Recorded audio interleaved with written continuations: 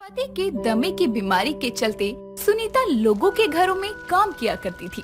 घर और पति की दवाइयों के खर्चे संभालने के लिए उसने 3 घर का काम पकड़ रखा था। एक दिन वो तीनों घरों का काम करके थकी हारी बाजार से सब्जियां लेने आती है और सब्जी वाली जानकी उसकी हालत देखकर कहती है, अरे सुनीता, कितनी बार कहा है जो सब्जी लेनी हो बता दिया कर, मैं तेरे घर दे जाऊंगी, पर तू है कि सुनती ही नहीं। अरे जानकी बहन, भला छोटी सी बात के लिए तुम्हें तकलीफ क्यों दूं? तकलीफ मुझे नहीं, तू खुद को दे रही है। जरा अपना शरीर तो देख, 3 घरों का झाड़ू बर्तन करके कैसा कमजोर सा पड़ गया है। थकान से चूर हो रही है, फिर भी बाजार आ गई। अरे घर में सब्जियां नहीं थी, अब बाजार नहीं आती तो क्या करते, बस इसीलिए। बोलते बोलते अचानक सुनीता बेहोश होकर सड़क पर गिर पड़ती है। जानकी उसे देखकर हैरान हो जाती है और कुछ लोगों की मदद से उसे अस्पताल ले जाती है, जहां उसकी जांच करने के बाद डॉक्टर दोनों को बताती है, सुनीता, खुशखबरी है, तुम पेट से हो, इसलिए अपने शरीर पर ध्यान दो। मैं ताकत के लिए कुछ दवाई लिख रही हूँ, समय पर लेती रहना। हाय दैया, सुनीता बधाई हो, तेरे अचानक बेहोश होने से मैं तो घबरा ही गई थी। ये खुशखबरी सुन सुनीता की खुशी का ठिकाना नहीं था, तो वो तुरंत घर पहुंचती है और खाट पर लेटे अपने पति को जगा कर कहती है, सुनिए सुनिए ना, मुझे आपको कुछ बताना है। सुनीता, तुम कब आई और आने में इतनी देर कैसे हो गई? सब ठीक तो है ना? वो मैं सब्जी वाली जानकी के साथ अस्पताल गई थी, इसलिए देरी हो गई। अस्पताल? जानकी के साथ? क्यों, उसे क्या हुआ? अरे उसे कुछ नहीं हुआ, बल्कि मुझे होने वाला है। मैं माँ बनने वाली हूँ। बच्चे के आने की बात सुनकर सुंदर खुशी से ज्यादा दुखी हो जाता है और उसके चेहरे की उदासी देखकर सुनीता कहती है, आप खुश नहीं है ये खुशखबरी सुनकर? खुश? बहुत खुश हूँ सुनीता, लेकिन इस गरीबी और बीमारी के हालत में इस बच्चे का बोझ हम कैसे सहेंगे? कैसी बातें कर रहे हैं आप? हमारा पहला बच्चा है, कोई बोझ नहीं है। अरे इसके लिए हमसे जो बन पड़ेगा हम करेंगे, और आपकी हालत भी तो पहले से सुधरी है, फिर मैं भी तो काम कर रही हूँ। आप हिम्मत रखिए, सब ठीक हो जाएगा। उसकी बात सुनकर सुंदर उसे गले से लगा लेता है। ऐसे ही 1 महीने का समय बीत जाता है। एक शाम जानकी सब्जियां लेकर सुनीता के घर आती है और उसे आवाज लगाते हुए कहती है, सुनीता, ओ सुनीता बहन। सुनीता तो अब तक काम से लौटी नहीं है। अच्छा, कोई नहीं भाई साहब, मैं तो ये सब्जियां देने आई थी। अरे जानकी, तुम यहाँ किसी काम से आई थी क्या? ओहो, क्या हालत बनाई हुई है, बैठो। अरे सुनीता, पेट से हो, थोड़ा तो अपना ख्याल रखो। 1 महीने में क्या हालत बना ली है, ऐसा ही रहा तो बाकी के महीने तो भगवान ही तुम्हारा मालिक है। हाँ, बस मैं थोड़ा थक गई थी, आराम करूंगी तो ठीक हो जाऊंगी। अरे लोगों के घरों में झाड़ू पोछा लगाते हुए कितना झुकती होगी, भारी सामान भी उठाती होगी। गर्भावस्था की इस हालत में ये सब काम तुम्हारे लिए ठीक नहीं। मैं तो कहती हूँ जब तक बच्चा दुनिया में नहीं आ जाता तुम काम छोड़ दो। मैं तो इसे यही कहता हूँ। कल से तो मुझे भी एक सेठ की राशन की दुकान पर नौकरी मिल गई है, पर ये है कि मानती नहीं। अरे अगर काम छोड़ना नहीं चाहती तो काम बदल दो ना, सिलाई कढ़ाई कर लो, या फिर मेरी तरह सब्जी या फल बेच सकती हो। कुछ देर बात करने के बाद जानकी वहाँ से चली जाती है। सुनीता जानकी की कही बात पर गौर करती है और खाना खाने के बाद अपने पति से इस बारे में बात करती है। वैसे जानकी सही कह रही है, मुझे कोई दूसरा काम करना चाहिए, कहीं इसका असर मेरे शरीर पर ना पड़े। मैं सोच रही थी कि मंडी से फल लाकर बेचना शुरू कर दूं। पर सुनीता, फलों के दाम आसमान छू रहे हैं। फल बेचने के लिए पहले खरीदने भी पड़ेंगे, और हम गरीब कहाँ से इतना पैसा लाएंगे? और फल नहीं बिके तो नुकसान अलग से उठाना पड़ेगा। मैं तो कहता हूँ तुम इस हालत में घर पर ही रहो, मैं सब संभाल लूंगा। इतना कहकर वो सुनीता की बात को टाल देता है।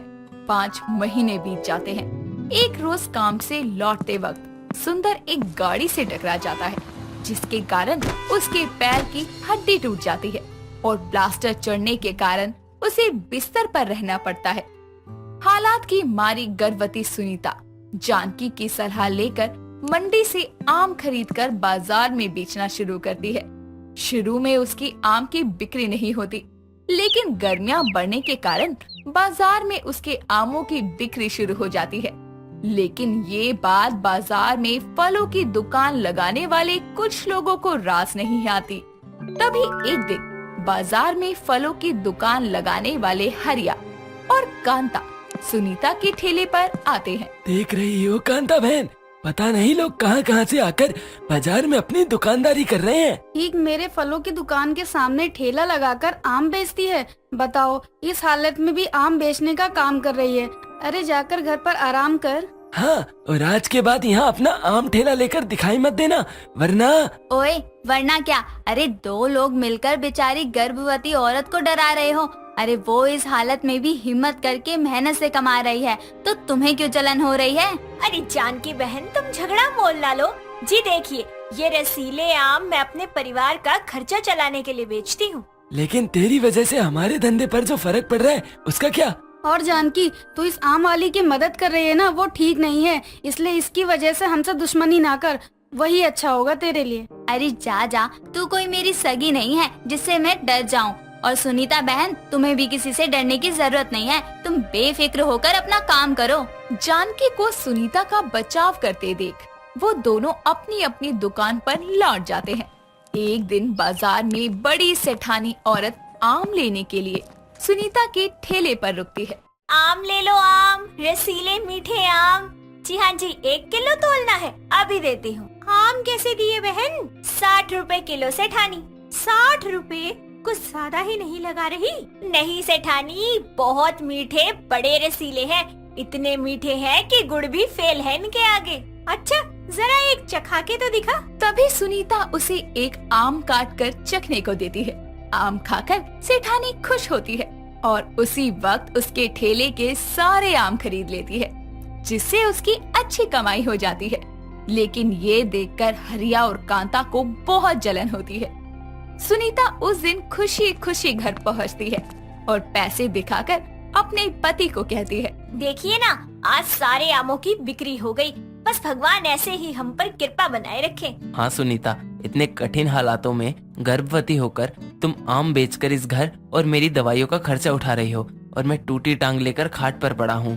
आपका पैर बहुत जल्द ठीक हो जाएगा, चिंता न कीजिए। तभी सुंदर की नजर सुनीता के पैर पर पड़ती है, जो कि बहुत सूजे हुए होते हैं। सुनीता, तुम्हारे पैर पहले से ज्यादा ही सूज गए हैं, इनमें दर्द हो रहा होगा ना? दर्द नहीं है, और फिर 7वां महीना चल रहा है, ऐसे में तो पैर सूज ही जाते हैं। आप बैठिए, मैं रसोई में जाती हूँ। अगले दिन जब दोपहर के समय वो आमों को ढककर खाना खाने जाती है, तो कांता और हरिया उसके ठेले के सारे आम गायब कर देते हैं। और वापस आने पर खाली ठेला देखकर सुनीता हैरान रह जाती है और रोने लगती है। उसे रोता देखकर दूर खड़े हरिया और कांता हंस रहे होते हैं। तभी जानकी वहाँ आती है और सुनीता को चुप करते हुए कहती है, सुनीता बहन शांत हो जाओ। तुम्हारे आम जिसने भी चुराए होंगे उसका कभी भला नहीं होगा। कीड़े पड़ेंगे उसे, कीड़े, कभी अच्छा नहीं होगा उसका। अरे ओ जानकी, क्यों बिना बात के बाजार में शोर करके उटपटांग बातें बोल रही है? अरे मेरा मुंह, मैं जो बोलूं, तुझे क्यों मिर्ची लग रही है? मैं चोर के लिए ये सब बोल रही हूँ, कहीं तू ही तो चोर नहीं? फालतू बात न कर जानकी, तेरी ये गर्भवती आम वाली के आम हम क्यों चुराने लगे भला?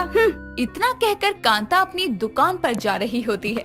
तभी आम से भरी टोकरी पर उसका पैर लगता है और टोकरी में रखे चुराए आम जमीन पर बिखर जाते हैं, और जिससे उनकी हरकत से पर्दा उठ जाता है, जिस पर जानकी उन्हें पूरे बाजार के सामने खूब खरी खोटी सुनाती है।